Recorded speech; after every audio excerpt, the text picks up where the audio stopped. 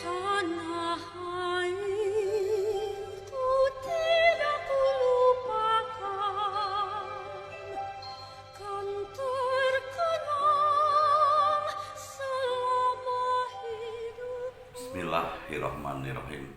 Assalamualaikum warahmatullahi wabarakatuh. Oke guys, malam ini saya kembali berbahagia dapat menjumpai semua rekan-rekan yang saya cintai. Oke guys, seperti biasa saya ingin menyampaikan pesan bela negara, nasionalisme, dan Islam dalam bingkai rahmatan lil alamin. Oke guys, kita atau kenapa saya begitu sering muncul di media sosial ini ya? Ya karena memang waktu kita sudah sangat dekat ya dengan 2024. Ya jaraknya sih memang kurang lebih masih 1,5 tahun lagi, tapi banyak sekali PR yang harus kita selesaikan ya, karena Indonesia ini harus menjadi milik seluruh warga negara Indonesia, bukan milik elit-elit politik ya. Dari mulai pemberdayaannya saja kita sudah merasakan bahwa Indonesia ini sebetulnya adalah negara yang dibiayai oleh kapitalis sekarang ini, bukan oleh kedaulatan rakyat sama sekali ya. Contohnya apa? Kita dalam memilih partai politik ataupun memilih wakil rakyat pun kita sendiri tidak pernah tahu siapa wakil rakyat yang berhak kita pilih, karena konsep yang ada selama ini bukan kedaulatan rakyat. Coba bayangkan, partai-partai politik itu dibiayai oleh negara ya.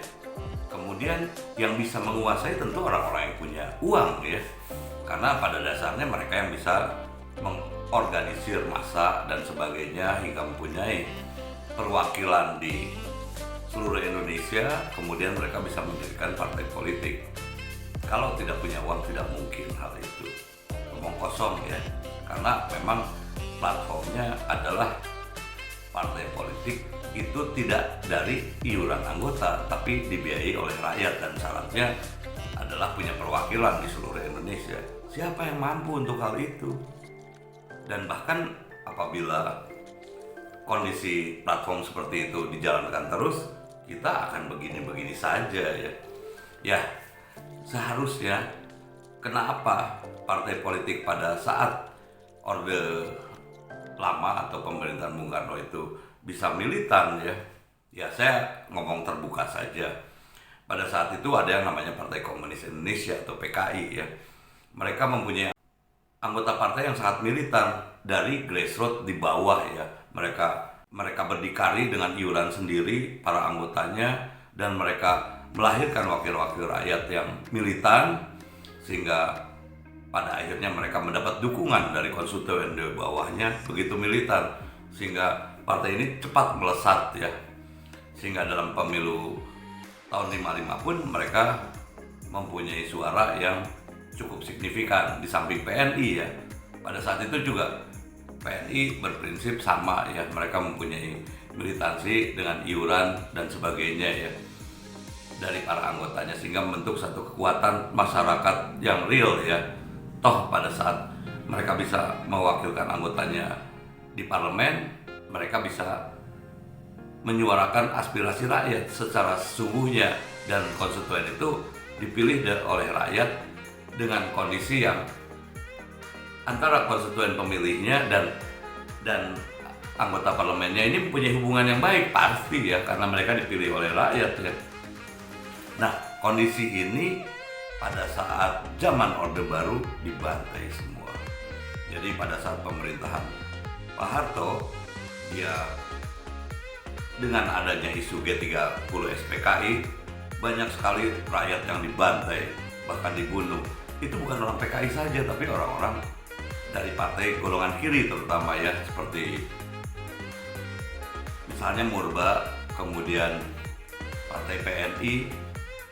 Seperti kita tahu sendiri ya, bahwa pada saat itu ketua MPRS-nya adalah Khairul Saleh, seorang ketua partai Murba ya. ini pun ditahan oleh Pak Harto, padahal dia seorang yang anti komunis. Dia ditahan oleh Pak Harto, kemudian meninggal dalam tahanan. Ya apalagi yang partai jelas-jelas kiri ya, seperti PKI ya, tentu tidak bersisa sama sekali ya. Bahkan menurut pengakuan Sarwo Edi Wibowo sendiri, atau mertua SBY, atau kakeknya Agus Harimurti Yudhoyono, dia sudah membunuh 3 juta orang Indonesia. Padahal di lapangan pun saya pernah berbicara dengan Pongke Prinsen ya, seorang aktivis yang mendirikan LBH. Itu dia mengatakan ini pasti lebih dari 3 juta atau 5 juta, karena anggota PKI ini seluruh Indonesia memang dihabisi oleh militer dan mereka tidak bersenjata. Luar biasa, pada saat itu memang intimidasi atau strategi yang dilakukan oleh CIA ini luar biasa. Nah, setelah pembantaian itu, kemudian Soeharto mengirim tim ekonomi ke Amerika ya, atau dinamakan Mafia Berkeley, yang dipimpin oleh Sumitro Jaya Hadikusumo, ayahnya Prabowo Subianto. Mereka membentuk tim ekonomi ini, tujuannya adalah untuk merubah haluan negara dari konsep Trisakti, di mana konsep Trisakti itu berdaulat di bidang politik, berdikari dalam bidang ekonomi, kemudian berkepribadian dalam berkebudayaan. Ini diganti dengan konsep trilogi pembangunan, antara lain stabilitas nasional, pertumbuhan ekonomi yang tinggi, pemerataan pembangunan dan hasil-hasilnya. Ini adalah, kalau yang pertama ini jelas ya, adalah satu konsep yang logis dan nalar ya. Sedangkan yang kedua ini adalah konsep karet ya. Kita tidak tahu ya stabilitas nasional itu seperti apa, karena itu sesuai kehendak pemerintah, sesuai kehendak pemegang kekuasaan. Jadi pada saat menerapkan stabilitas nasional ini, mereka melakukan pembersihan ya, karena dianggap ini bisa mengganggu stabilitas nasional. Akhirnya dibubarkan atau kemudian pemimpinnya ditahan, bahkan banyak yang dibunuh lah. Nah, stabilitas nasional ini adalah atas nama stabilitas nasional, akhirnya orang-orang bisa ditahan, bisa diperkarakan. Itu bukan saja orang-orang yang punya kebebasan berpikir, bahkan secara agama pun harus sesuai dengan apa yang digariskan Orde Baru. Ingat, Orde Baru itu dulu membebaskan tahanan DITI, mereka militan ya, dan mereka bersenjatai untuk menghancurkan kaum kiri ya. Ini luar biasa guys. Oke, kemudian atas nama stabilitas nasional ini mereka bisa berdiri kokoh. Akhirnya memang hegemoni militer yang muncul di Indonesia dan hegemoni anti komunis ya. Padahal sebetulnya komunis itu apa sih? Ini hanya sebagai satu ideologi saja. Dan pada zaman Bung Karno pun juga, dosanya apa sih sebetulnya? Hanya bicara, kalau toh dikaitkan dengan penculikan jenderal, peristiwa G30S, PKI, kenapa harus 3 juta orang terbunuh ya? Luar biasa. Dan dengan fitnah dan sebagainya akhirnya diadu domba. Inilah cara main Amerika sebetulnya. Seperti kita tahu di ISIS, di Libya, Irak, dan Syria, mereka mengadu domba bangsa. Hingga di Taliban, yang untung siapa? Amerika sendiri. Rakyatnya hancur, negaranya hancur.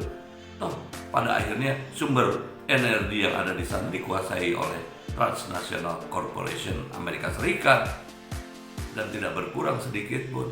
Ini yang berbahaya. Dan jika seandainya demokrasi di Indonesia ini masih dikuasai oleh political mainstream seperti sekarang, saya pesimis bahwa Indonesia ini menjadi negara yang maju. Suatu saat akan kembali lagi muncul satu generasi berikutnya yang mengembalikan Indonesia kembali ke dasar fasisme. Jadi sebetulnya bagaimana caranya kita bisa mengusahakan bahwa orang yang dipilih oleh rakyat itu sesuai dengan kemampuannya, dan kita bisa menelisik. Mosok sih anggota dewan tuh ada pelawak ya, ada selebritis dan sebagainya, dan mereka sebenarnya juga tidak memperjuangkan hak rakyat sama sekali. Mereka hanya memperjuangkan kepentingan para political mainstream. Saya juga begitu sedih ya. Sama sekali saya tidak mencela ataupun saya menghina siapa Mulan Jamila. Dia seorang yang hebat dalam hal budaya. Tapi kenapa dia bisa jadi anggota Komisi Energi di DPR? Apa kemampuan dia? Ini luar biasa guys. Dan ini menjadi PR bagi kita. Oke? Assalamualaikum warahmatullahi wabarakatuh. Salam bela negara.